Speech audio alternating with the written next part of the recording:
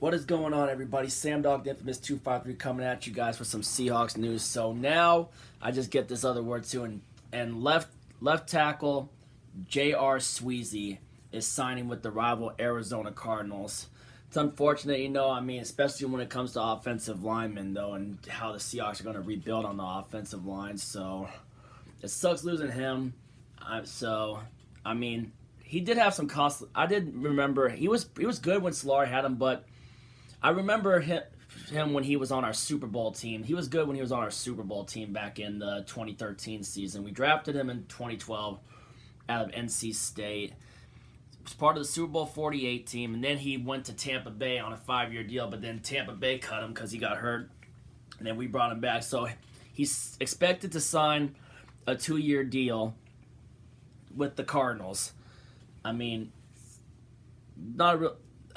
So he's going to be joining up with former Pittsburgh Steeler Marcus Gilbert, who the Cardinals traded for from Pittsburgh. Sweezy began his career with the Seahawks in 2012, becoming a regular starting guard through the 2015 season. In 2016, Sweezy signed a 5-year, $32.5 million contract with Tampa Bay, but injuries limited his playing time. Bucks released him in 2018, and then we picked him up to start the preseason, and he found himself at starting left guard.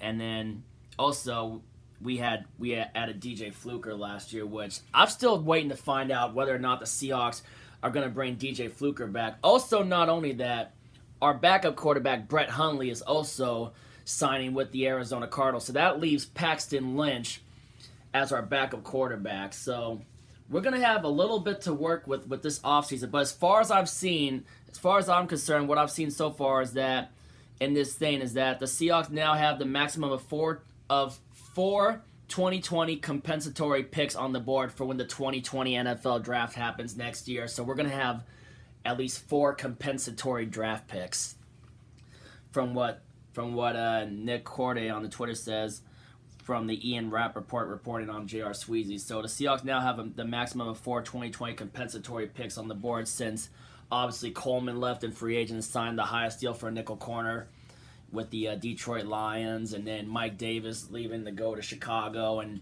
then of course J.R. Sweezy and Brett Hundley going to join the Arizona Cardinals. So we're gonna have a lot to work with. I still honestly think that we'll trade out of the first round of the draft to try to get more draft picks, and we'll have to wait and see what Pete and John do to fill some of the holes that we need to fill with some of these departures and draft needs, like for example on the pass rush, and also what are we going to do about Frank Clark's deal. And plus, we still haven't really made any moves in the free agency, so I'm anxious to see us start trying to make some moves during this free agency. So to all my fellow Seahawks fans and then everyone else out there, give me your thoughts in the comments, and if you're new to the channel, subscribe.